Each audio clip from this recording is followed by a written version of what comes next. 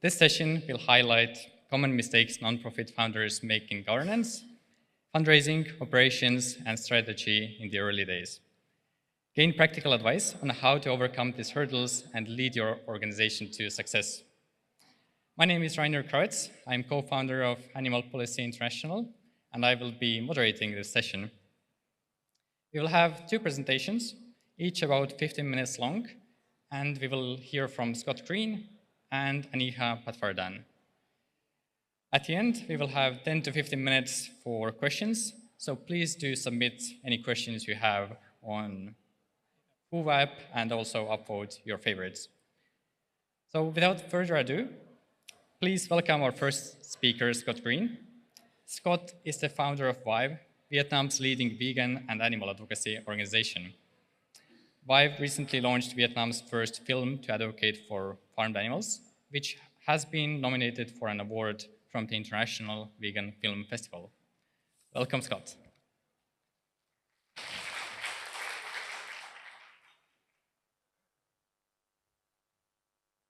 Thank you, Raina. Thank you for the kind introduction, and thank you for every attendee. If I could ask something before we all begin, could everyone stand up? Everyone stand up? And can you move a little bit closer? That's it. Just move a little bit closer. I don't bite. Don't be scared. Okay, so can I just have a show of hands? So who here works in or for an animal advocacy organization? Okay, cool, hands down. Is anybody thinking of starting one? Yes, okay. And that's great. So I hope this session is for you. So I want to share some of my experience with you and help build a better movement. So good morning, everyone. I'm Scott Green. I'm the founder of Vive. And people often remark that with a name like Green, I was destined for a career in animal advocacy. And while I'm grateful that for my career path, thanks to many special people here in this room, I recognize that I do not have the superpower, like my mother, of being able to choose your surname and therefore destine you for a place in the movement. So I cannot make you fields or berries or wolves or swans or lions or greens. So my hope here in this talk is to encourage you to start and be successful in finding or organizing your own organization. So the foundational question is, why do we need more animal advocacy organizations? It's something I'm passionate about. I started Vive because there weren't very many people doing work in the region, and I felt, okay, I'm going to try and change that. So you might be familiar with this. I think it's an African proverb, but it's kind of, we're all familiar with it. I'm going to test you now. If you want to go fast, yay, very good. And if you want to go far, that was lame, guys. Come on, if you want to go far, that's it. There we go. Right. So how can we go together? How can we build organizations that are effective and doing amazing work in the region? You may have seen something like this called the UC Circle. We've all kind of seen variations of this throughout the conference. Why is it significant? Well, more people and more animals live in this circle than out of it. So this is where all the animals, or a majority of the animals, are being farmed, and therefore maybe we should have more of the animal organizations fighting for them. So if we create animal organizations, what do we have? I believe we have more credibility. When we organize and we have a group of people or a team, it makes our work more recognizable. People understand that there are a group of people fighting for a cause. There's like more visibility. I find it's a lot easier to be recognized for our work, and it's not just me doing the work, but also wonderful people in our team are also doing work, and they're helping to expand on our reach. More fundability. If you have an organization, you're showing success, and you're able to reach more funders potentially, and more funding means hopefully more success. The last one, it helps to legitimize the movement. And when I was working in establishing Vive in Vietnam, I recognized that farmed animal advocacy work has a low status in the region. I think it's really essential work, but my job was to really show to my community and potential staff that what we're doing is important work, and we're going to change that, and people are going to respond to it differently. So, some of you may be aware of this report. It was published by ACE. If you want to delve into it more, there is a QR code, so get your phone ready. So the number of organizations advocating for farmed animals worldwide is 884. Number of organizations in Asia is 92. And excluding India and China, the number is 54. So I kind of feel like I want to change that. I want to get some more balance to this equation.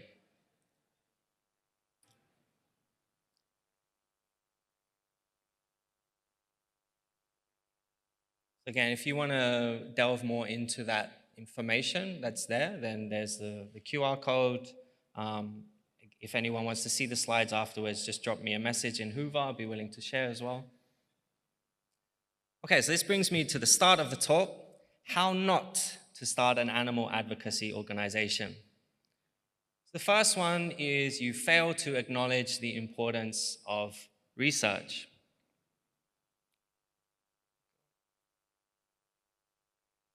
So the first major mistake is not really understanding the needs of the community, your target audience, the animals, and the movement at large is crucial. I started my journey with street outreach. This is the Anonymous for the Voiceless outreach team. And while I support this form of activism, being on the Viet Nam or Ho Chi Minh City Police's most wanted list isn't a sustainable form of advocacy, because when we did these outreach events, often police would encourage us to stop. So what did that mean for us? It meant that I was disappointed, and I wanted to find a form of advocacy that was sustainable and equally effective. So in 2020, Fauna-Lytics published this report, which we refer to very often, and it helped to guide our decision-making and realize that maybe showing people slaughterhouse footage on the street isn't addressing the most common concerns that people are having when they're thinking about animal advocacy or veganism. Second one is to be unambitious. Why do I say that? Well, I think about when I started this journey, it was like the difficulty really was like convincing people that the work that we were doing would have some measurable result or measurable impact. So when we organized our Veg Fest, we organized and said, don't worry about it. Only a few hundred people will come. It's not going to do anything. In fact, we found in the 4 Veg Fest events that we've organized, we've had over 30,000 people come, right? We tried to hire a corporate outreach manager. And in the interview, someone said to me, you'd be better off opening your own restaurant. That was, thank you. And another one we got was, people don't care about animal rights. So I felt it was necessary to communicate to the community and the team that we're going somewhere. This is a movement and it's going to grow, and I want you to come along with me and be successful. And now I think some of my team have traveled to lots of these conferences with me, and we all recognize that we're a part of something that's going to get bigger and bigger. Next one is be a superhero. Why do I say that? I think that in any organization, there's a lot of jobs to do. And I'll give you a glimpse of some of the things that I've been involved with throughout my journey at Vive. So first one would be branding. Okay, I'll have to read those. Accounting, leadership, grant writing, digital marketing, fundraising, fundraising, graphic design, event planning, SEO, operations, research, strategic planning. All these skills are things that I've developed at Vive. Now, what can we do with that? Well, I think by building communities, we can connect with people so that we can delegate these jobs. We can find volunteers to help support this work because there are so many things that we need to do. We can't do them all alone. Otherwise, we're just going to burn out and get frustrated because we don't reach the standard that we want. Next one is we underestimate the power of community engagement. So when I say community engagement, that means talking to people, other NGOs, other groups, media channels, things like that, building relationships with them, and eventually that we can support each other. So one example is we recently launched our film. We're trying to get as much exposure as possible. One of our friends is with Spiderum, which is one of Viet Nam's largest independent media organizations.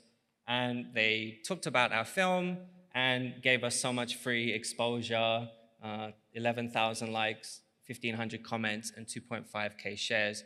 So really helping our film to reach a wider audience. Next one is be shy. So there's a tendency to, if you don't know something, or you're scared, or you're feeling that you're not able to do something, it's just a kind of, oh, I can't do it then. Well, in fact, the answer is to just talk to someone. Don't be shy. Be brave enough to say to someone, look, I'm doing something. This is really difficult. I need your help.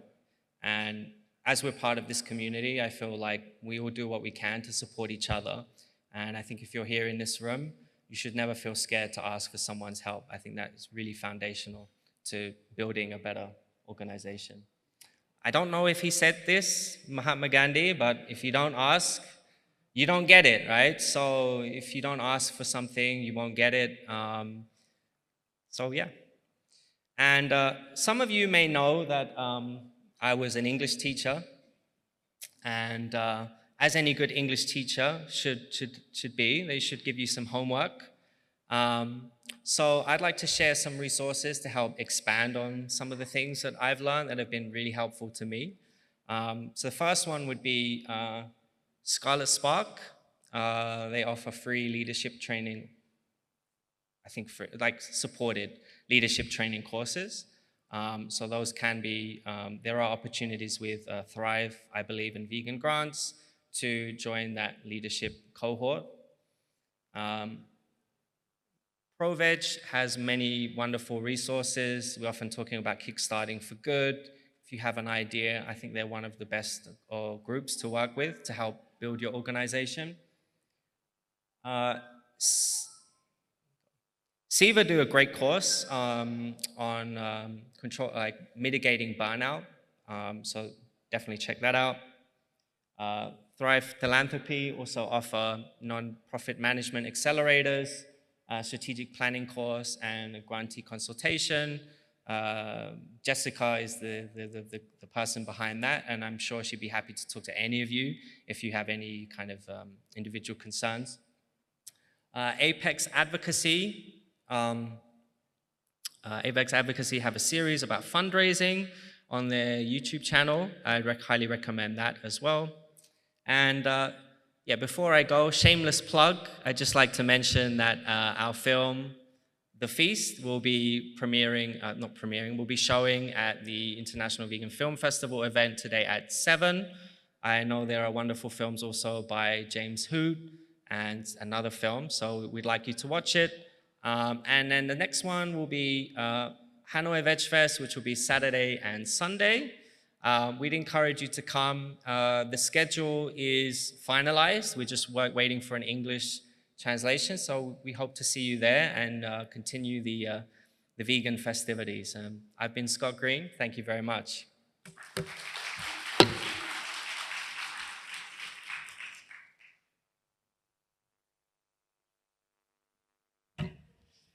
Thank you for the very insightful presentation, Scott. We will have Q&A at the end of the presentation, so please do submit any questions you may have for Scott on Who app and upvote your favorites as well. Our next speaker is Aneeha, who is a nonprofit operations consultant with over 15 years of experience in the international animal advocacy and animal protection space. Welcome, Aneeha.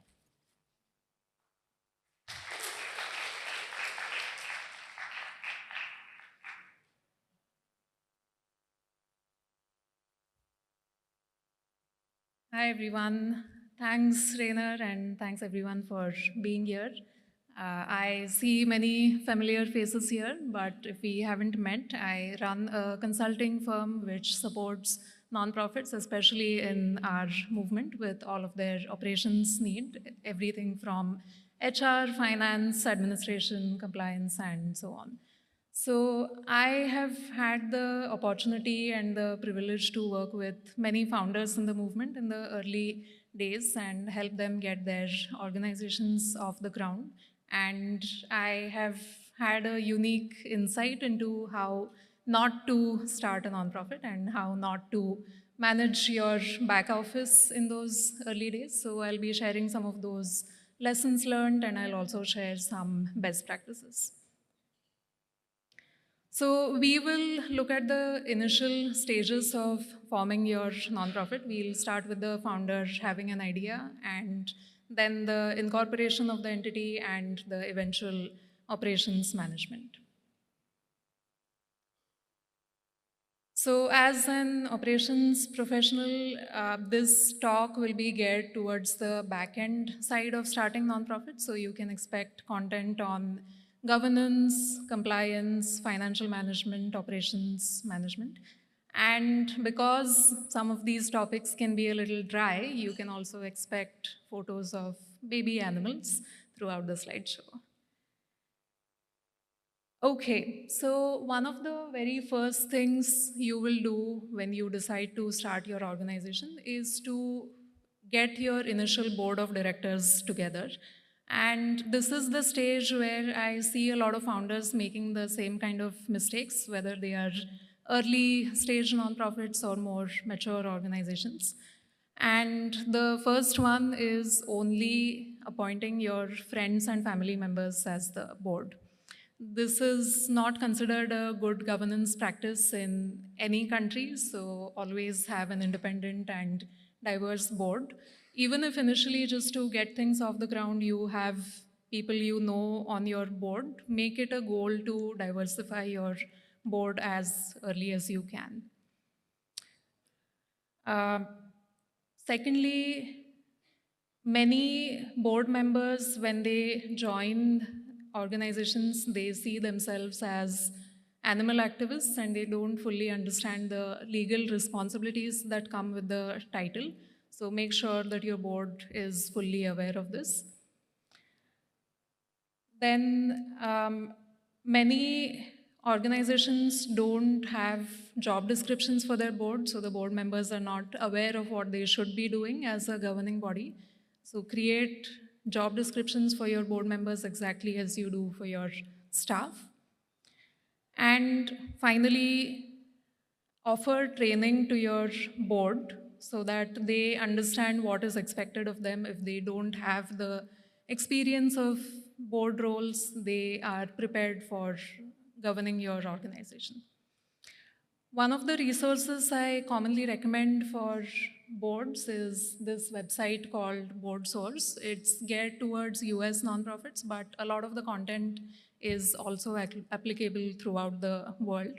You will find training and articles and policy templates here. Okay, so now that you have your initial board, the next step is to form your legal entity for your nonprofit. This is the stage where I would recommend founders to really take the time to think carefully about what kind of legal structure makes sense for the kind of work they're doing and the country they're located in. In many Asian countries, it's challenging to run nonprofit organizations because of the government regulations. There are also challenges with getting foreign funding for your work, so make sure that you explore alternative structures that are possible. For example, fiscal sponsorships, where an existing nonprofit acts as your legal and financial back office, and they accept funding on your behalf and pass it on to you as your project. And other forms such as subsidiaries of nonprofits and government partnerships and so on. So it's essential to do thorough research for your country and for your situation. And in addition to that, also talk to colleagues in this space. A lot of founders, they reinvent the wheel when they could talk to others who have done this. You'll find many people in this conference or in the online communities who would be very willing to share their knowledge with you. So it's essential to also seek the advice of others who have been through this process. And another common mistake is trying to do it all on your own. I will be talking more about this in a few minutes, but especially when it comes to the incorporation and the tax exemption process, this is best left to professionals. So don't try to do the paperwork on your own. Leave it to the lawyers or accountants or consultants who do this day to day. All right, so now that you have your board and your legal entity set up, the next step is to set up processes to manage your finances. Here I see the same kind of mistakes in many organizations. The very first one is founders mixing their personal and business finances. And this is not necessarily from any ill intent, but it's more of an eagerness to start the work that they are so passionate about. But accepting funding into your personal account is going to cause problems both for the individual and for the organization. So always first open a business bank account and only then start accepting donations. Secondly, many organizations in the early days, they try to manage all of their finances in a spreadsheet, or they try to DIY everything. And I see where this comes from. It feels like you're saving a few dollars here and there by not paying for a software or not paying for a bookkeeper, but eventually this leads to a lot of complicated mistakes. We have had a lot of organizations come to us with very messy books, and we had to go back several years to clean things up, and it was a time-consuming and costly affair for them. So always first set up an accounting software and rely on a professional who understands accounting and nonprofits. Another common mistake is founders not having any kind of financial training or literacy. Many of us, when we come to the movement, when we start organizations, we don't have a finance background. And that is completely okay, but at the very least, we should be able to read and interpret financial statements. So there's another resource I frequently recommend. This website called Nonprofit Ready has useful free courses on a wide variety of topics like accounting and fundraising, marketing, leadership, and so on. And finally, many early stage organizations don't have a budget and they don't have any reserve funding. This one is especially tricky because in those early days, the main priority is to just pay your bill and pay your staff. And a budget may not seem necessary, but when you don't have any kind of budget, you also don't have any operating guideline on whether you're overspending or underspending. So always create a budget no matter how small you are. And start thinking about a reserves policy with your board so that you are prepared for emergency situations and unexpected expenses. Okay, now that you have all of the initial systems set up, the time comes to eventually manage the day-to-day operations. And here I see a lot of founders trying to do it all on their own. As Scott mentioned, many founders, they wear all sorts of different hats. And not only does that lead to burnout, but it's a huge waste of the founder's time and a waste of the organization's time, because the main job of the founder is to lead the organization to work on the higher level strategic work which will achieve the mission.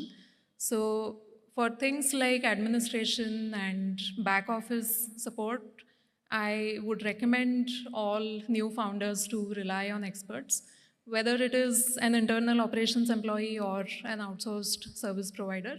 Don't try to do it all on your own. And finally, I want to share something that's called the overhead myth. Overhead is everything like finance and fundraising and IT and HR, all of these support functions. And this is not an issue in the animal space alone, it's a widespread issue in the whole nonprofit industry. We have been told that spending on overhead is a bad thing and all of our money should go to programs so that we can be effective. But there's a lot of research which has shown that when organizations don't spend adequately on these overhead functions, they are not as impactful as they could be. And when you think about it, it's obvious because everything in the back office is supporting all of your programs. When the backbone of your organization is suffering, it has a ripple effect throughout your organization. So I would highly encourage founders to not fall into this trap of trying to excessively minimize overhead. Instead, see it as an investment into the success and the growth of your organization. All right, so quickly recapping some of the things I talked about. First, work on getting an independent and diverse board together. Secondly, make sure that you take your time to set up the proper legal entity and seek the advice of people in your community and work with experts to do that. Then set up robust financial infrastructure before you actively start fundraising. And finally, invest in the core support functions and see it as a part of your organization's essential growth budget. And that brings me to the end. If any of you have questions or if there's any way I can support you, feel free to reach out to me. And thank you for all that you do for animals.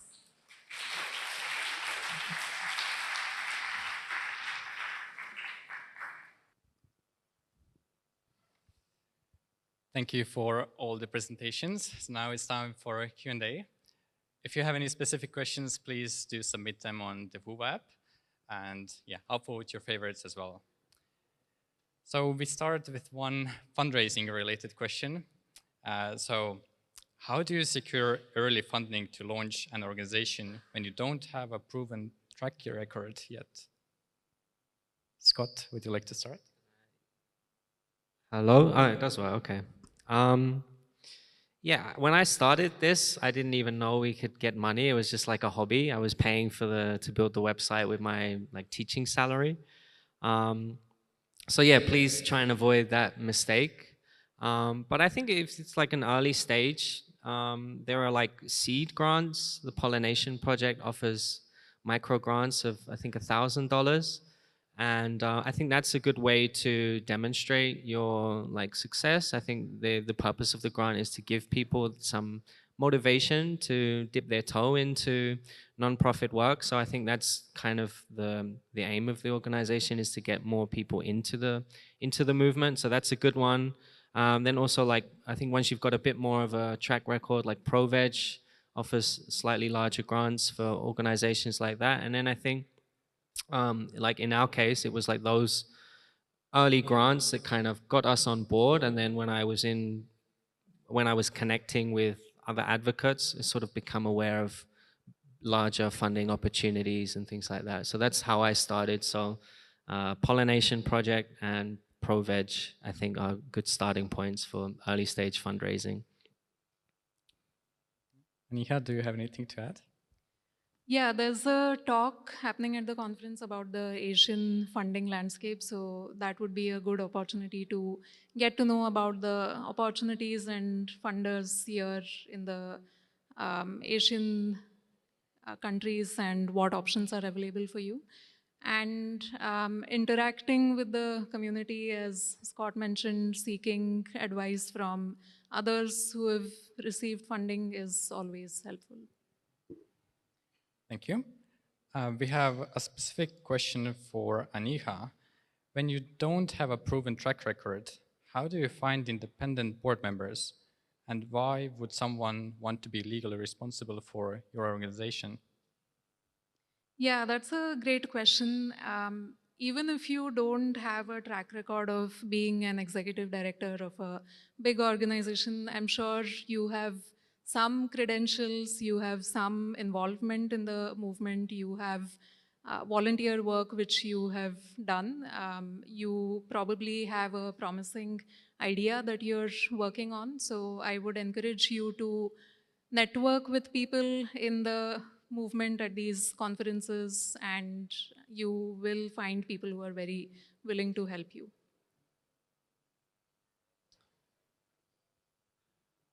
Question to both of you. What position do you recommend to hire in the first year of establishing an organization?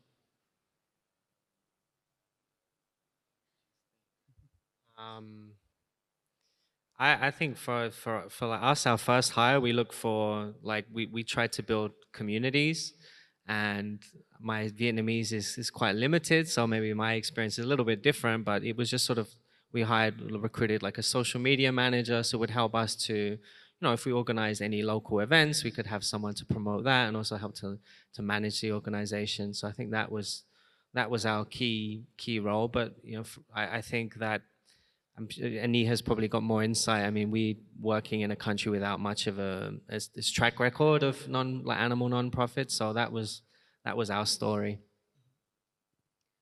One of the very first roles that organizations hire for is a programs generalist who can get your campaigns and your programs off the ground. And I always recommend hiring an operations support person within the first year or within the first few years, because once you start your organization, you'll find that there's a whole load of administrative tasks that you have to do, and it's not a good use of a founder's time to be doing that. So whether it is a part-time employee or a service provider who can come in and help on certain tasks, I would highly recommend getting operation support. Yeah, following up on that, Aneeha, are there any specific signs in the first year when a founder would know that it would be now a good time to bring in some experts and potentially outsource some of these tasks? Yeah, one of the very first signs is the founder feeling overwhelmed. Many founders that we have worked with, they told us that they were spending almost 50% of their time on operations and administrative work, which is a huge amount of time for a founder to not do the high-level strategy work they should be doing. Secondly, things like over-reliance on one person and not having any kind of financial oversight or separation of duties is not a good sign in the early days. So these are some of the key indicators. Thank you. Scott, perhaps a question for you. How important is it to have a social media presence in the initial days? And would you recommend setting aside a budget for it? I mean, I think like at the early stages, it was like, and still largely is now, it's about awareness. It's still getting people to recognize that there is this immense suffering going on. And I think that there's much more awareness in other countries. In Vietnam, I figured like, oh, we use social media. So I thought like that was really important. And so like we do focus on that. And it helped us in so many other ways, which was to at least like connect with people that wanted to, so they could be aware of the work that we're doing. So like our website, like our Mark 1 website had so many problems with it, and we hired an expert and really had problems. And then like our community was big enough, we had someone in the team that could come in and just help us with it and everything. So getting that community and getting enough people to know about your cause is really important. So social media is really important. We don't have a lot of money for paid traffic. So everything is about organic. So there's been quite a few good talks about trying to get organic reach through social media, and there's some guys doing like great work with that. I think if you're doing kind of any online vegan challenges or something like that, then definitely I think you should try and find a budget for that. It just depends on your KPI.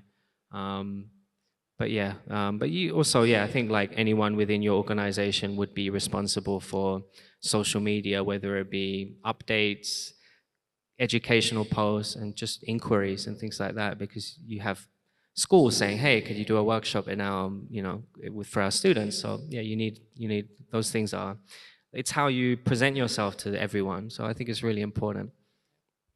Yeah, and from personal experience, I can see that organic reach has been much more difficult to have on social media platforms in the recent years. Do you think there is a danger of creating more organizations leading to more failed projects when current organizations struggle so much to secure funding as it is?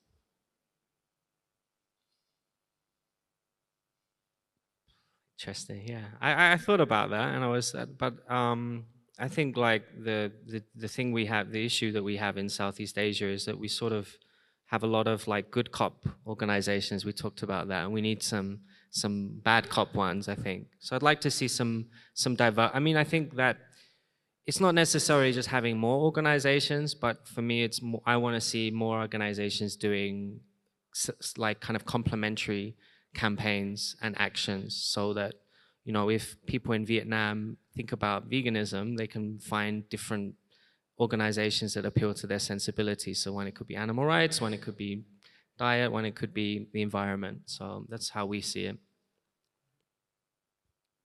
Aneeha, do you have anything to add?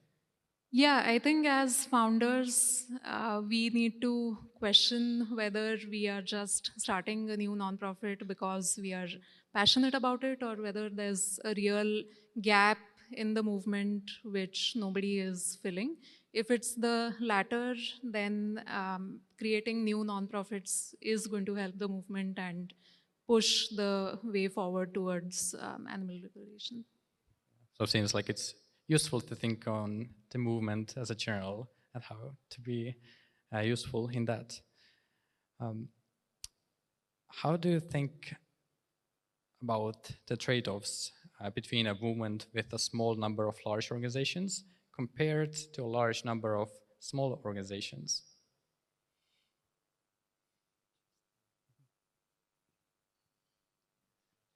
I can take this one. In in my experience, at least in large organizations, it's sometimes difficult and it takes longer to do riskier campaigns and start new initiatives. In smaller organizations, there's more flexibility to experiment and get things off the ground quickly. So that is the main trade-off in my experience.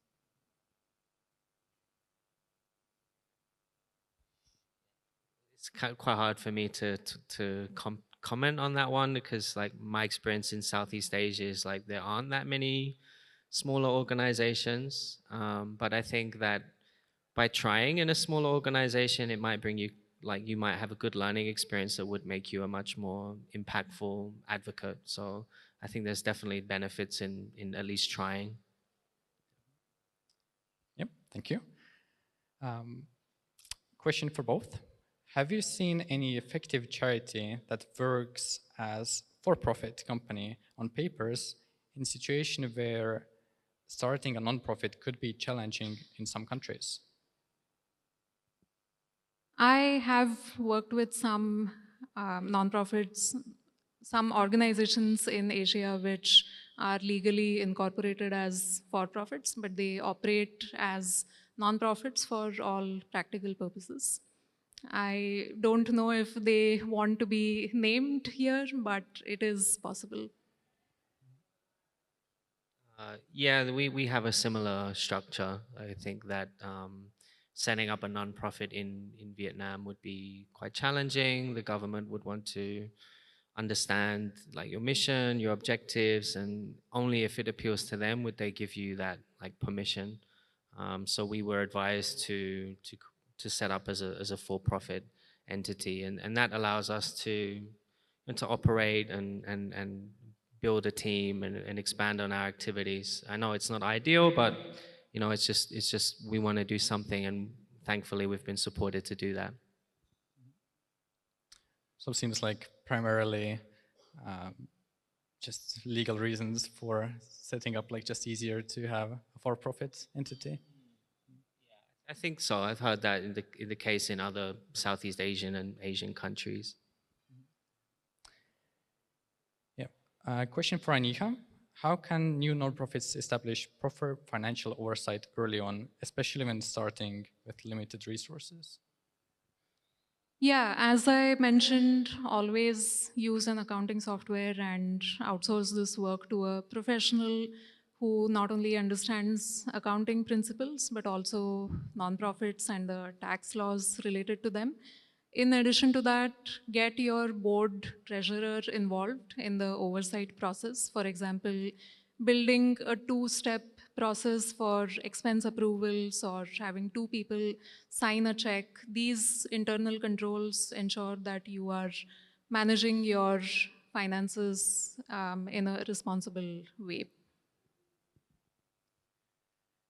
It seems like we have answered all the questions. So thank you a lot for all these amazing questions and for the presentations. And yeah, that will finish our session right now. And now there will be a lunch next to the pool. So thank you.